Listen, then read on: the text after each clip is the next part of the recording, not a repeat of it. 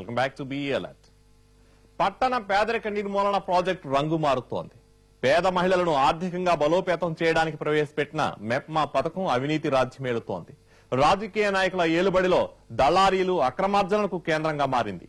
సభ్యుల పేర్లతో సిబ్బంది అండదండలతో భారీ ఎత్తున బ్యాంకుల్లో రుణాలు పొంది ప్రాజెక్టును నీరుగారుస్తున్నారు.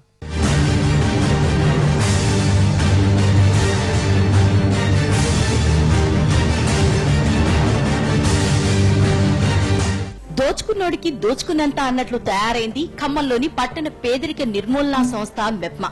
ఉన్నతాధికారుల కళ్లు మూసుకుపోవడంతో సిబ్బంది అందిన కాడికి దండుకున్నారు. కోట్ల రూపాయల లింకేజీ రుణాల్ని ఓ ప్రణాళిక ప్రకారం భుజించేశారు.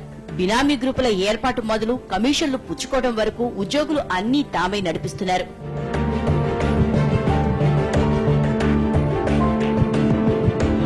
ఖమ్మం మెప్మా పరిధిలో మొత్తం 5,007 గ్రూపులున్నాయి.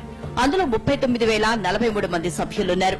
ప్రస్తుత ఆర్థిక సంవత్సరానికి గాను 2,266 గ్రూపులకు 45 కోట్ల 32 లక్షల బ్యాంక్ లింకేజ్ మంజూరైంది.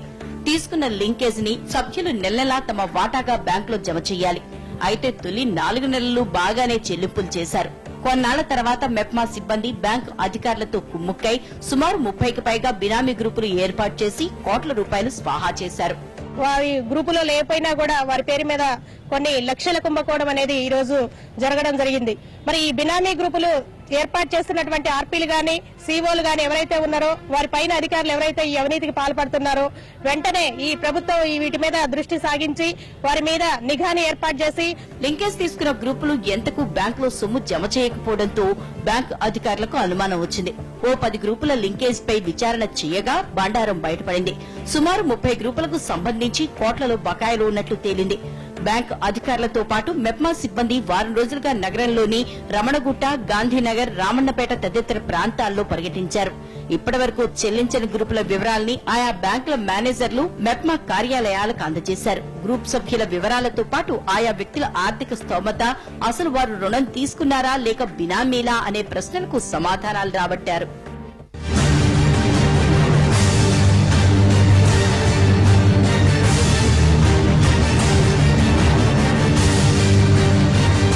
మెప్మాలో గ్రూపులకు బ్యాంక్ లింకేజీ రుణాలు ఇవ్వడంలో రిసోర్స్ పర్సన్లదే కీలక పాత్ర.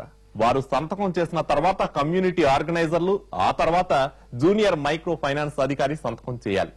దీనిని అవకాశంగా తీసుకున్న రిసోర్స్ పర్సన్లు బ్యాంకులోని క్షేత్రస్థాయి సిబ్బందితో కుమ్మక్కై బినామీ పేర్లతో గ్రూపులు సృష్టించి లోన్లు పొందారు.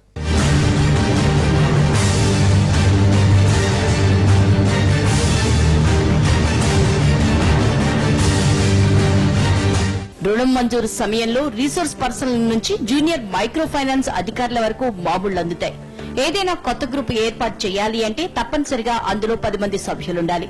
వారు 6 నెలలు పొదుపు చేసిన తర్వాత మొదటి బ్యాంక్ లింకేజ్ గా 75,000 మాత్రమే ఇవ్వాలని ప్రభుత్వ ఆదేశాలున్నాయి. అయితే ఇక్కడ అలా జరగటం లేదు. మెప్మాలో పనిచేస్తున్న కొందరు సిబ్బంది బ్యాంక్ సిబ్బందితో కుమ్ముక్కై సంఘంలోని సభ్యులతోనే మళ్లీ బినామీ పేర్లతో మరో బ్యాంకులో రుణాలు పొందుతున్నారు.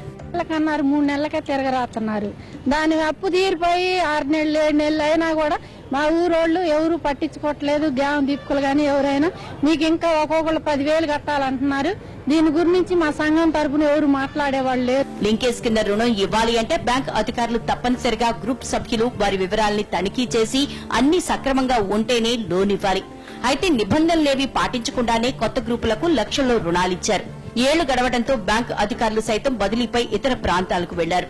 ఎప్పుడో ఇచ్చిన లోన్లు ఇప్పటికీ చెల్లించకపోవడంతో కొత్తగా వచ్చిన అధికారులు ఉన్నతాధికారులకు సమాధానం చెప్పుకోవాల్సి వచ్చింది.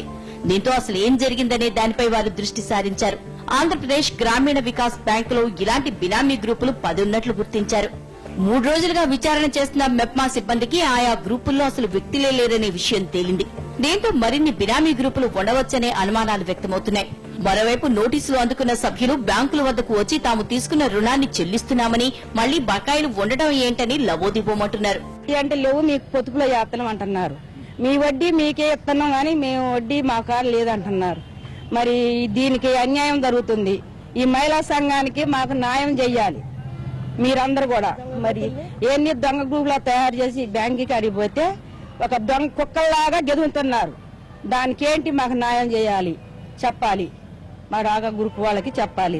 కొద్ది రోజుల క్రితం కార్పొరేషన్ కార్యాలయంలోనే బెప్మా గ్రూప్ సభ్యులు జుట్టు పట్టుకుని కొట్టుకున్నారు. కొందరు సభ్యులు అక్రమ పద్ధతిలో రుణాల్ని పొందారని ఆరోపిస్తూ అప్పుడు బాహాబాహికి దిగారు. ఆ ఘటన మర్చిపోకముందే మెప్మాలో జరుగుతున్న అవినీతి వెలుగులోకి వచ్చింది. ఇంత తతంగం జరుగుతున్నా బాధ్యులైన అధికారులు మాత్రం చూసి చూడనట్లు వ్యవహరిస్తున్నారనే ఆరోపణలు ఉన్నాయి.